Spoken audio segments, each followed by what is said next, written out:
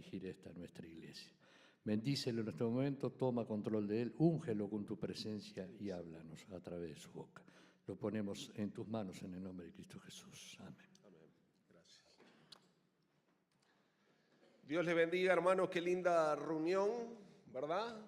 Dios está hablando, Dios se está moviendo en medio nuestro. Qué bueno es poder alabar y adorar juntos el nombre del Señor. También es bueno escuchar de los proyectos que tiene la Iglesia para extender su Evangelio, y gracias por los hermanos que están dispuestos a ir.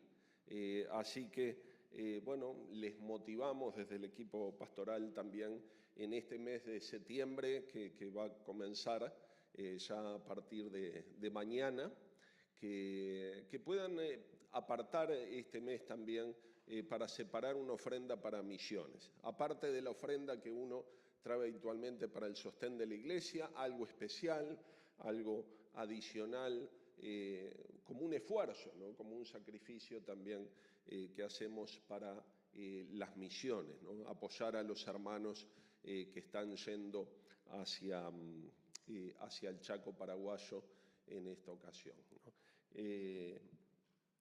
Esperamos que, bueno, al llegar el momento de ir, bueno, que haya también un buen remanente de dinero para apoyar esta obra, ¿no? Hermanos, el mensaje de hoy va a estar basado en el texto de Isaías 6, del 1 al 9. Si quieren lo pueden buscar en su Biblia, vamos a leerlo.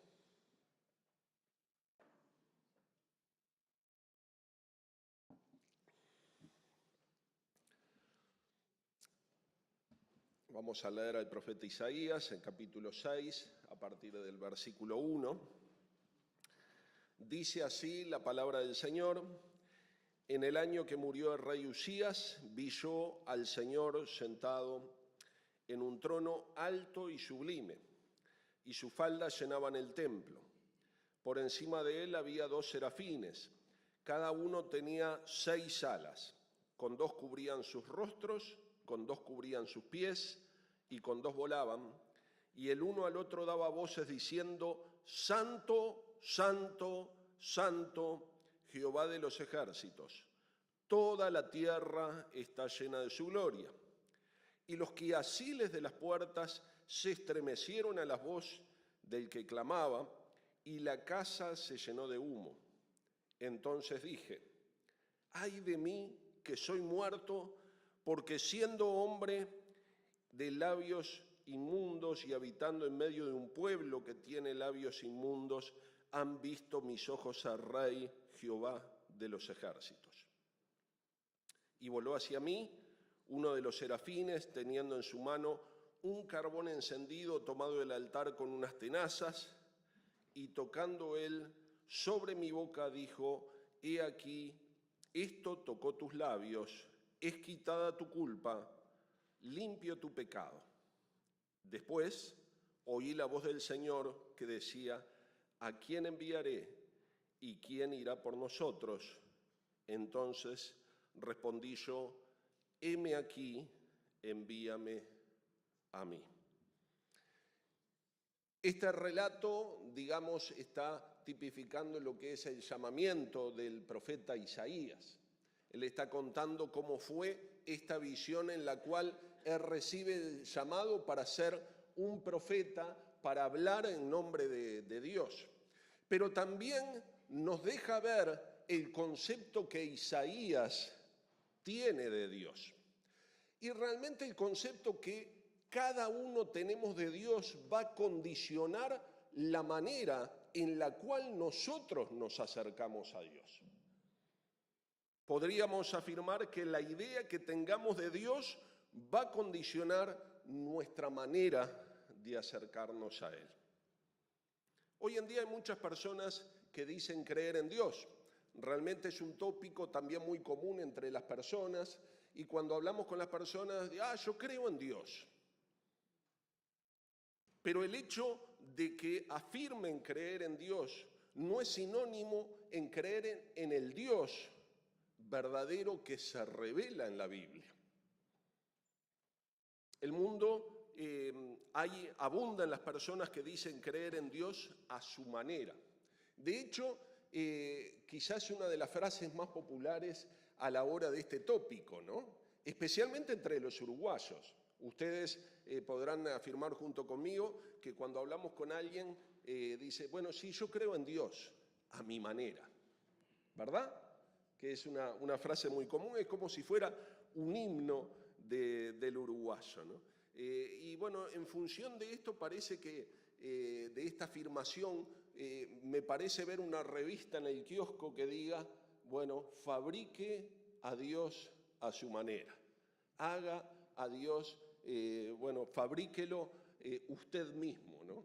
Ustedes se acuerdan de las revistas de bricolaje, había una que se llamaba Fabríquelo usted mismo, y bueno, traía instrucciones de cómo hacer un mueble, cómo hacer determinadas cosas, pero las personas hoy parecen a la hora de hablar de Dios que pueden fabricarse a Dios a su manera.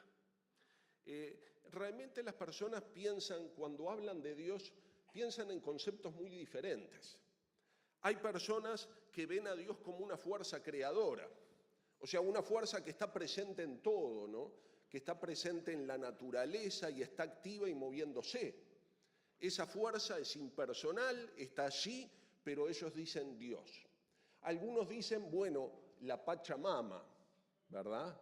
O esto es obra de la madre naturaleza, deificando a la propia naturaleza. Y cuando hablan de Dios, ese es el concepto que tienen. Evidentemente, cuando yo creo que Dios es una fuerza impersonal que actúa, no me demanda a mí una conducta moral. Tampoco puedo relacionarme personalmente con una fuerza. No le voy a llamar Padre Nuestro a una fuerza impersonal que está obrando en la naturaleza, la cual no veo, pero sé que está. Pero aún así esas personas dicen, yo creo, yo claro, tengo fe en ese Dios. Hay otros que piensan en Dios como un Dios comodín. Había una canción que decía un Dios comodín, ¿no? No de cómodo. ¿Usted sabe lo que es un comodín? Si jugó a las cartas, lo tiene, ¿no? Las cartas tatú tienen dos cartitas que tienen un tatú, que son los comodines, ¿no? Y eso significa que usted puede poner esa carta en lugar de otra, o que la usa en el momento que lo necesita. Y hay personas que creen en el Dios comodín. Es el Dios que me va a ayudar cuando tengo algún problema, ¡pumba! Dios, ¿no? Me hace acordar esta idea de Dios al Chapulín Colorado. Y ahora, ¿quién podrá defenderme? ¿Se acuerdan? Perdón que haga esto, pero estamos cerca de la fecha de la nostalgia.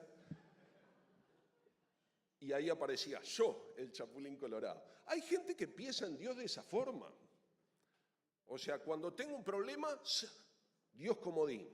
Como si fuera un fetiche, un amuleto. Y esa es la idea que tienen de Dios. Hay personas que piensan en Dios como un juez castigador, ¿no? Alguien severo que tiene la regla en la mano y cada vez que haces algo mal te la da. Y en la antítesis están los que creen en Dios como el abuelo bueno. Tenía un compañero de trabajo hace muchos años, me decía, no, el barba. O sea, hablaba así con esa intimidad. No, el barba las deja pasar todas. Está todo bien con él, ¿no? Y bueno, y por último están los que creen en el Dios algo, ¿no? ¿Conocen ustedes a los que creen en el Dios algo? En algo hay que creer. ¿Tá? Yo no sé, pero en algo hay que creer. Y bueno, quien tiene un concepto así de Dios piensa que el objeto de adoración no es importante. Realmente lo que implica que es importante es creer en algo. Pero hay personas que se acercan a Dios con estos conceptos. Y vuelvo a repetir, el concepto o nuestra idea de Dios va a marcar nuestra idea, nuestra manera de acercarnos a Él. Y esta experiencia de Isaías marca el concepto que Isaías tenía de Dios. Sin duda, concepto formado por la revelación bíblica, ¿no? Por la revelación que él tenía a su alcance en ese momento. O sea, está mostrando una faceta de Dios.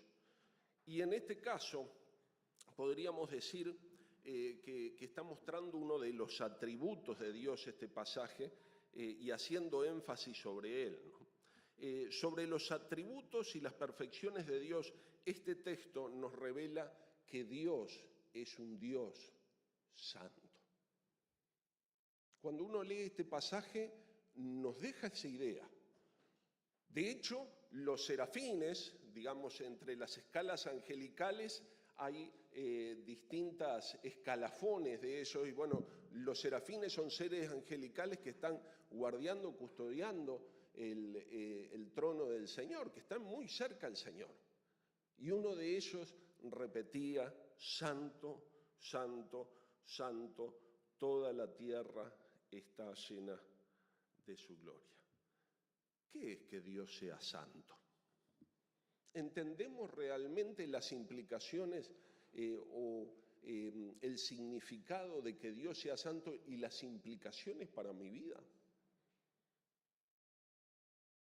Cuando preguntamos qué es la santidad de Dios, habitualmente decimos, bueno, que está apartado del pecado, que Dios está apartado del mal y que Él es esencialmente bueno, y está muy bien, y es eso, pero aún hay otras ideas y otras facetas que se muestran en el concepto de la santidad de Dios. Podríamos decir que la santidad de Dios se puede definir de la siguiente manera: su absoluta pureza moral, su perfección infinita, su total separación del pecado y de todo lo impuro, implica su trascendencia, lo vamos a explicar dentro de un rato, y que Él es la fuente de toda santidad. Quizá esas 5 ideas vamos a estar viendo en el transcurso de este sermón. Y les invito a que me acompañen a considerarlas. En primer lugar, hermanos, la santidad de Dios es pureza moral absoluta. Él en esa visión ve el trono del Señor alto y sublime. Dice que sus faldas llenaban absolutamente todo el templo. Esa idea, en esa visión está hablando de un Dios que está por encima de todo, que está alto, para el hombre de alguna manera inaccesible. Está hablando de pureza moral. Todo en Él es justo, es bueno. Hay una absoluta separación de la maldad en cuanto a Dios. Podríamos decir que Dios está libre de toda limitación en su perfección moral. Como santidad comprende todos los atributos o características de Dios y podemos concebir la santidad como el resplandor de todo lo que Dios es. Si nosotros pensamos en todos los atributos de Dios, omnipotencia, omnipresencia, omnisciencia, la santidad cruza transversalmente todos sus atributos. De tal manera que el hombre, para el hombre en su estado natural, le es imposible acceder a la santidad de Dios. De hecho, no puede estar de pie delante de su presencia. Lo más natural del mundo es lo que sintió el profeta Isaías, que describe ahí y dijo: y yo me lo imagino tapado los ojos y tirado en el piso, ¡ay de mí que soy muerto! Porque soy un pecador, soy de labios inmundos, vivo en medio de un pueblo que tiene labios inmundos, su corazón está alejado de Dios. Y mis ojos vieron al Santo. Mis ojos vieron al Rey. No podemos estar de pie delante de Dios, al menos que se encuentre alguna manera de santificar a aquel que llega a su presencia.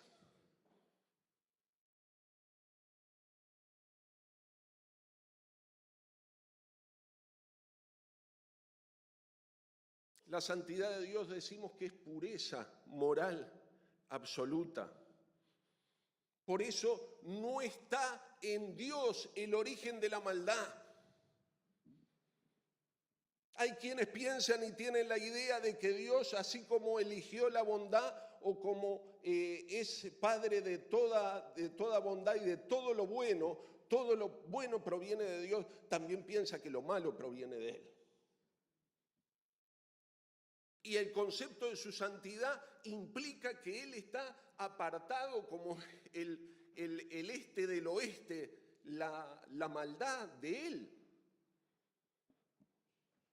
El origen de la maldad no está en Él, sino en el corazón de sus criaturas que decidieron desobedecerle. Tanto las angélicas como el ser humano decidieron rebelarse y darle la espalda. La segunda idea concebida en el concepto de santidad es que Dios nos habla de su perfección infinita. De alguna manera está vinculado a esto, la repetición del serafín es santo, santo, santo. Esta no es una repetición pedagógica para que recordemos que Él es santo, sino que esa repetición habla de su perfección infinita que trasciende todas las cosas. Él es perfecto en todos sus atributos. No hay errores en Él. No hay contradicciones en Él. Su sabiduría es infinita.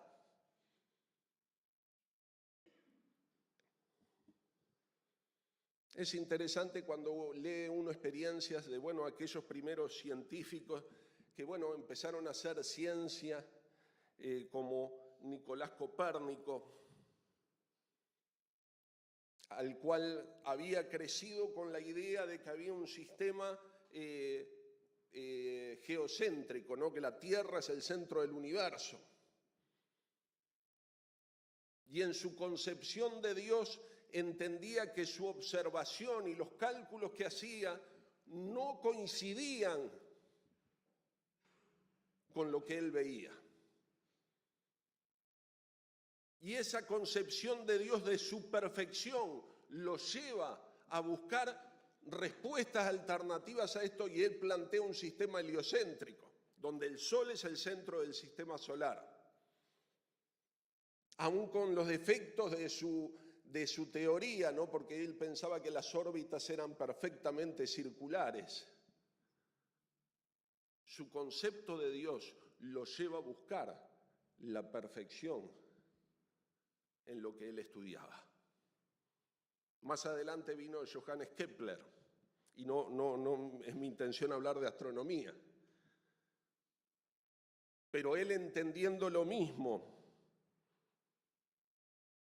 podía ver que en esa perfección que él buscaba, en ese concepto de un Dios perfecto, que su perfección la ha traspasado de alguna manera lo que él creó. Entendía que esas órbitas no podían dar errores. Y en sus cálculos matemáticos podía ver que Dios estaba obrando y que Dios obró en la creación. Y él decía esto: al pensar en las leyes matemáticas del universo, estoy pensando en los pensamientos de Dios después de él.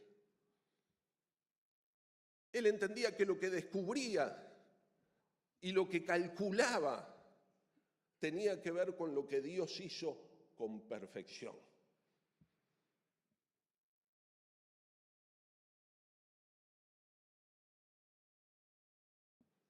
El pasaje dice: santo, santo, santo, toda la tierra podríamos decir, todo el universo está lleno de su gloria. Hoy tenemos imágenes del telescopio Webb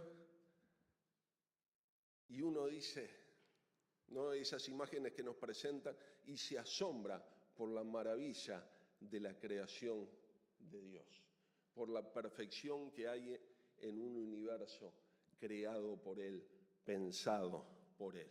Y todo lo que el hombre descubre como Él lo diseñó. Amén.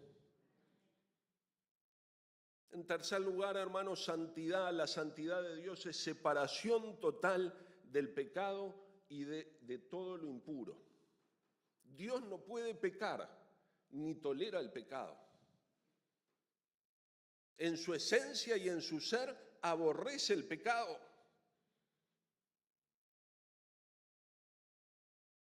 Dios está totalmente separado de todo lo que es pecaminoso e impuro. Dice el apóstol Juan, este es el mensaje que hemos oído de Él y os anunciamos.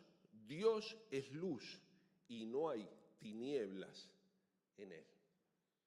Este es el concepto de santidad. Este es el Dios que conocemos, es el Dios que adoramos. No tiene nada que ver con el pecado y no tolera el pecado. Dice, cuando alguno es tentado, no diga que es tentado de parte de Dios, porque Dios no puede ser tentado por el mal, ni Él tienta a nadie. Santiago 1:13. O sea que el concepto de santidad exige una total separación del pecado y de lo impuro. Hermanos, hoy en día hay ideas que bueno, desde hace mucho tiempo, desde que bueno, vivimos en la posmodernidad, se han acuñado en la mente de las personas. Como la idea de Dios que es tanto bueno como malo.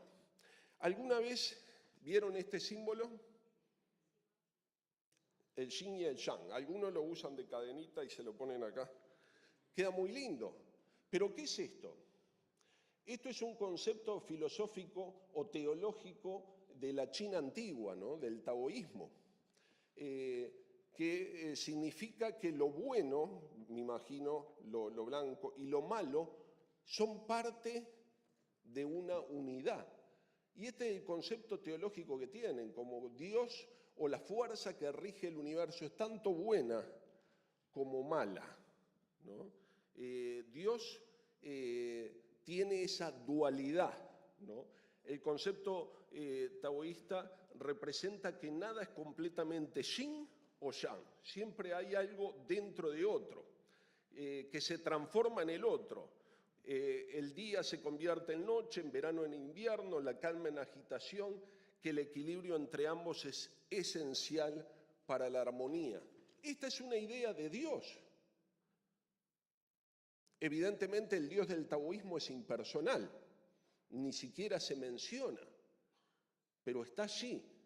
Y esta es una idea que hay muchas personas en el día de hoy tienen. Y de alguna forma, perdonen que repites muchas veces de alguna forma se está representando en la manera que vive la sociedad, porque el concepto que tenemos de Dios modifica la forma en que actuamos y en que vivimos. Entonces, ¿qué es lo bueno y qué es lo malo el día de hoy? Hoy a lo malo se le dice bueno y a lo bueno se le dice malo. Pero para Dios no hay esa dualidad. En la teología bíblica, lo impuro o pecaminoso o moralmente malo no es una mitad del equilibrio, sino que es algo que se opone a la naturaleza santa y pura de Dios. Afirmamos que la santidad de Dios implica una separación total del mal y del pecado.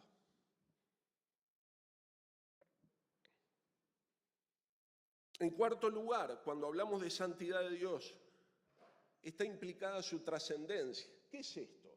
Cuando hablamos que Dios es trascendente. tenemos que decir que la santidad, que trascendencia no significa que Él es el más grande dentro de su creación, sino que Él es totalmente diferente de su creación. Dios y su creación no se mezclan. Dios está por fuera de la creación. Él de la nada creó absolutamente todo, pero no es parte de ella. Hay conceptos de Dios hoy que están reñidos con esta idea de la santidad de Dios, porque dicen, bueno, este árbol es Dios. ¿Usted alguna vez vio a alguien abrazado de un árbol? Yo no, pero sé que hay quien va y los abraza porque ahí está la fuerza de Dios. O toman la piedra, esta piedra tiene energía porque Dios está presente en ella. Bueno, el concepto de la Pachamama o de la Madre Naturaleza tiene la misma idea. Dios está en la naturaleza. Y cuando yo prolongo esa idea, yo soy parte de la naturaleza, entonces Dios está en mí. Y si Dios está en mí, yo puedo ser Dios. Y ahí volvemos al principio, cuando Satanás le dice, no morirán, serán como Dios. La misma tentación que se propuso en el jardín del Edén a Adán y Eva, se le propone hoy a la gente de una manera muy sencilla. Este concepto se le llama panteísmo, pero también está muy presente a la hora de hablar de Dios. Dios no es la creación. De hecho, ningún objeto de la creación puede representar a Dios. Por eso nosotros no nos arrodillamos delante de una piedra, delante de una imagen, delante de un madero a la cual se le da forma, porque tan alto como los cielos es su trono. Y dice la Biblia que allí está su trono y la tierra, nuestro planeta, es el estrado donde el Señor pone sus pies. El concepto de santidad tiene esa idea. Ahora, cuando yo me acerco a Él, me acerco con esa idea. Isaías traía eso en su cabeza, es lo que le habían enseñado, es como él había conocido al Señor y de esa forma reaccionó ante la grandeza de la santidad de Dios. No puedo estar de pie delante del Señor. Muchas veces perdemos esa idea o esa perspectiva a la hora de acercarnos a Él, que Él es el Dios del universo, Él es santo.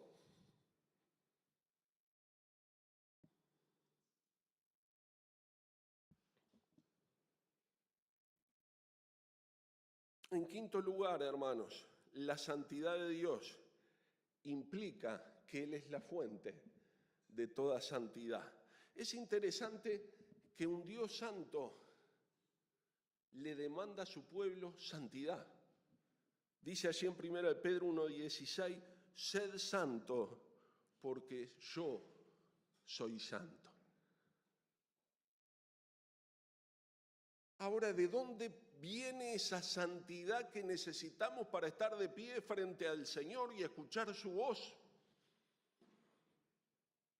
Sería una presunción aún pecaminosa pensar que cualquier tipo de santidad que nos haga aptos de estar de pie delante de su trono y escuchar la voz de su boca proviene de mis buenas obras.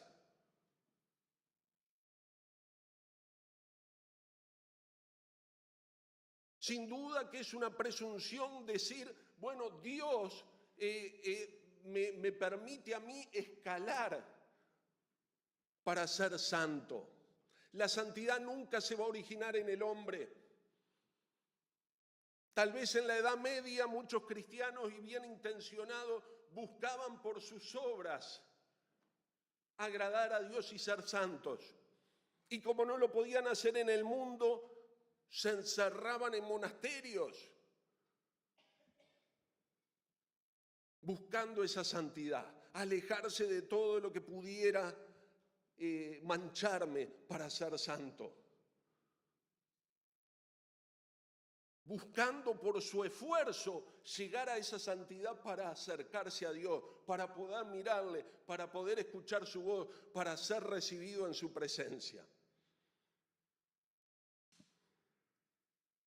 Hermanos, la santidad del hombre nunca se origina en el hombre, ni la fuente de la santidad es el hombre. La fuente de la santidad y de la santificación siempre provienen de Dios. La santidad del hombre es una prerrogativa de Dios. La santidad y la santificación no son una cualidad moral que se conquista o que se logre o se trabaje con el esfuerzo propio. ¿Te has puesto a pensar en eso? La santidad no la compro, no la merezco, no la gano, es Dios quien la adjudica por medio de la fe en Cristo. Este hombre se presenta delante de Dios en esa visión, él tiene la visión con ese concepto que trae en su corazón, se humilla delante de Dios, confiesa su pecado y de allí del altar, bueno, es una visión, ¿no? Del altar hay carbones encendidos que traen con tenaza los mismos ángeles y dice que tocan sus labios y dicen, es quitada tu culpa. Es quitada tu culpa y limpio tu pecado. Hermanos, la santidad es algo que Dios hace en la obra de su pueblo en función de un corazón arrepentido. No es producto del esfuerzo humano, es producto de la gracia de Dios. Y cuando sacamos de la ecuación de la santidad, la gracia de Dios, bueno, nos convertimos en religiosos que tratamos de hacer cosas para ser mejores. Dios demanda santidad a su pueblo, pero Él provee también los medios para esa santidad. Primero es quitada nuestra culpa. ¿Cómo? Por medio del sacrificio de Cristo en la cruz, sin el cual ninguno de nosotros podríamos ser justificados. Dice la palabra que justificados pues por la fe tenemos paz para con Dios. Antes estábamos alejados, no teníamos otra que postrarnos y decir, ay de mí, que soy muerto. Pero Cristo se entregó en la cruz y por medio de la fe en su sacrificio hemos sido justificados. Eso quiere decir que la justicia de Cristo se nos ha atribuido por la fe a nosotros, que somos injustos. ¿Te has puesto a pensar en eso? Y en el mismo acto que nos justificó, nos santificó, nos apartó para ser suyos.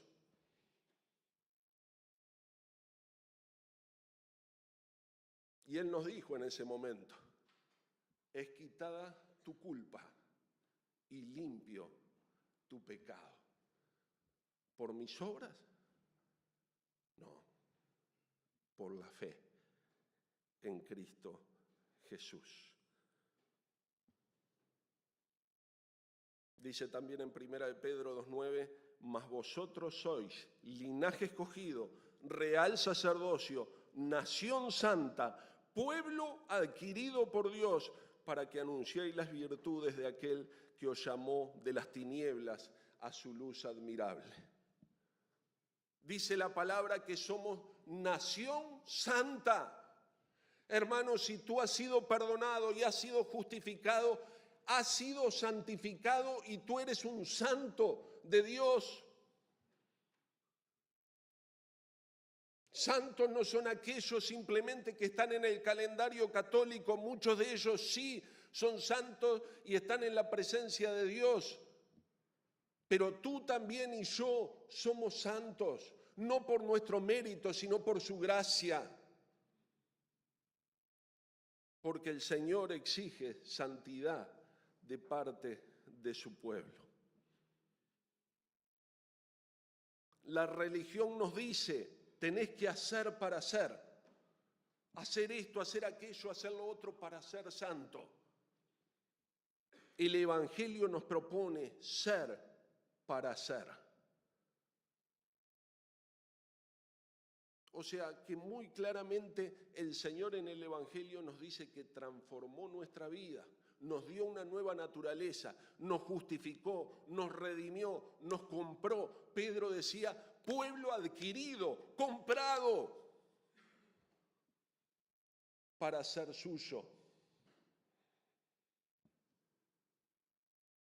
Y es eso lo que nos dice cuando dice, sed santo, como yo soy santo. Vivamos de acuerdo a quienes somos.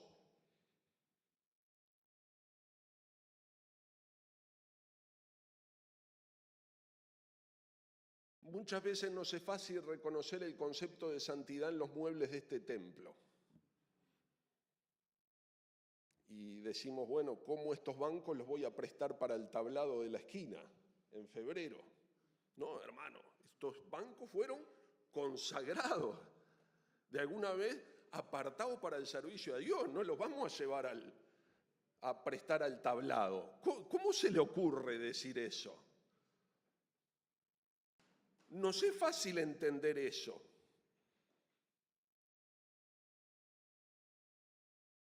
¿Cómo vamos a extraer en este lugar a la murga para que cante lo que tiene que cantar? No, este es un lugar consagrado a la adoración al Señor.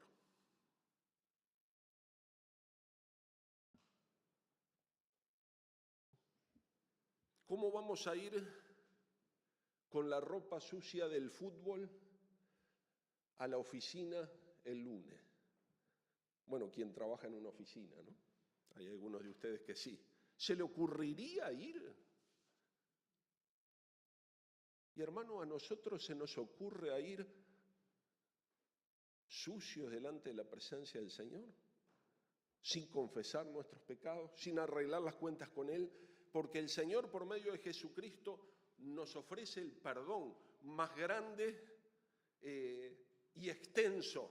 Pero si lo hemos recibido, tal vez cada día tengamos pequeñas cosas en las cuales tengamos que arreglar cuentas con Él para ir a su presencia.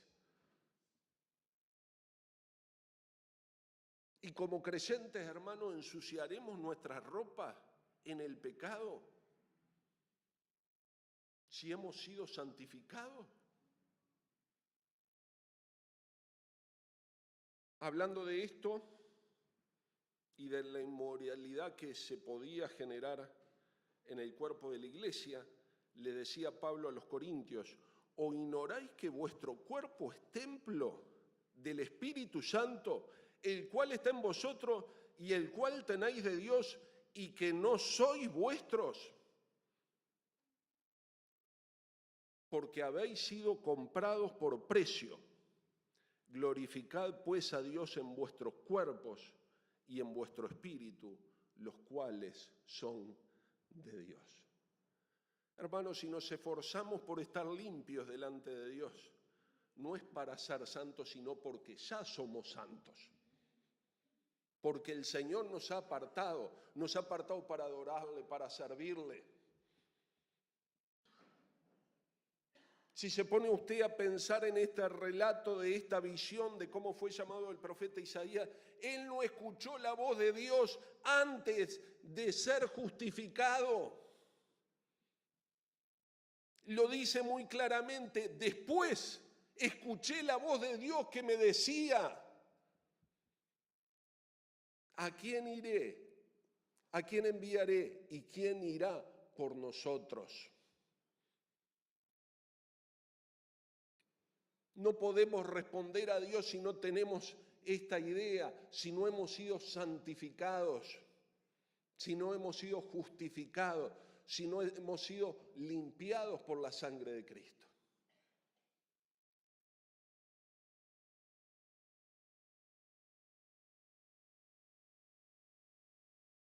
¿Vivimos con respecto a esa idea?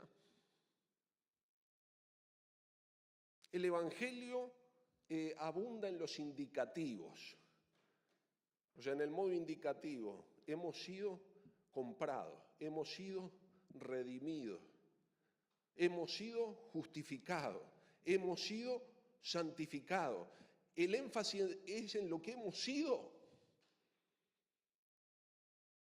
en los indicativos de la gracia. Y esos indicativos de la gracia pesan más que los imperativos de la ley. No hagas esto, no hagas lo otro, no hagas aquello. El Señor ofrece libertad. El Señor ofrece perdón de pecado en respuesta a esta actitud de humillarnos delante de Dios y entender nuestra condición delante de Él.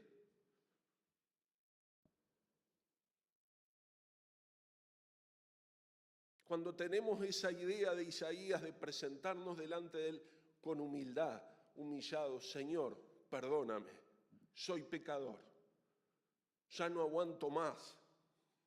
Señor, límpiame, Señor, sáname.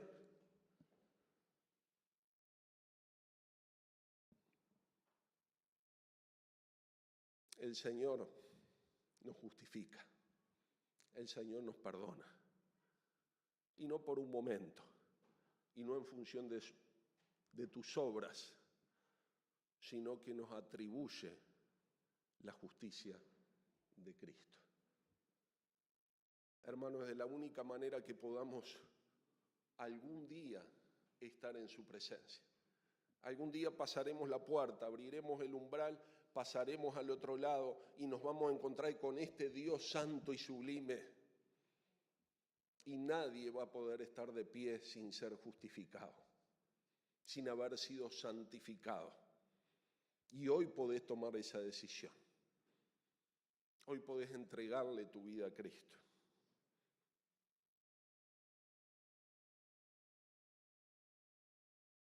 Les invito a que puedan cerrar sus ojos y estén orando.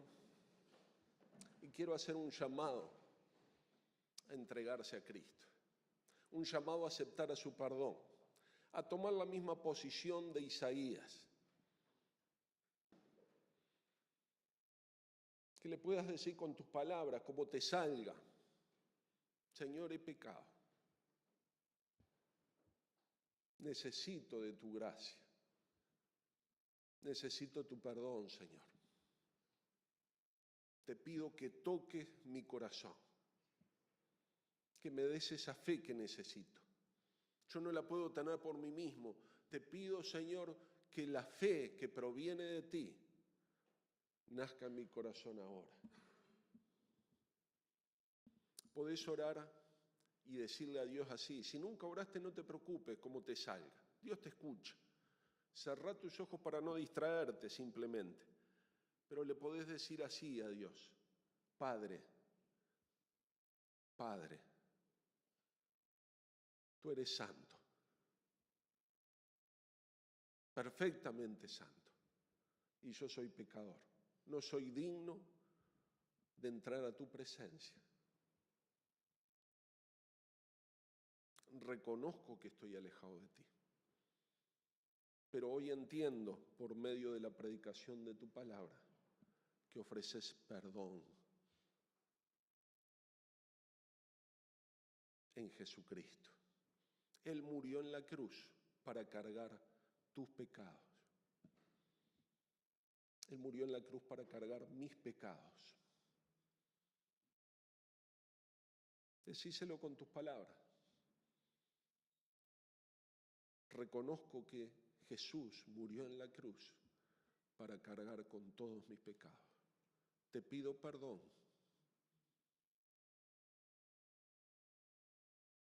Entiendo que Él cargó en la cruz con todos mis pecados. Le abro las puertas de mi corazón y hoy me entrego a ti. En el nombre de Jesús. Amén. ¿Es esta tu oración en esta mañana? ¿Has hecho esta oración? Tal vez la primera oración que hiciste en tu vida. Pero déjame decirte que Dios la escuchó. Y si querés compartirlo conmigo, con Richard, con algún hermano, el hermano que te invitó, hacelo. Sí, yo hice esta oración por primera vez. Porque sin duda el Señor cumple su palabra. Y si tú entregaste tu vida a Dios, Él te ha santificado. Él te ha perdonado. Él te ha justificado. Un niño viajaba por Europa con sus padres, visitando varias catedrales por las ciudades de Europa. Y bueno, y ahí habían visto muchos santos, algunos en las estatuas, pero él quedó fascinado con los vitrales de las iglesias. Y al niño le preguntaron, ¿qué es un santo? Y él, pensando en esos vitrales que dejaban pasar la luz en los catedrales, dijo, un santo es aquel que deja pasar la luz. Y probablemente estuvo muy acertado, ¿no? Porque un santo es aquel que refleja la luz de Cristo en sus vidas. El Señor dice, sed santo, porque yo soy santo. Que Dios les bendiga, hermanos.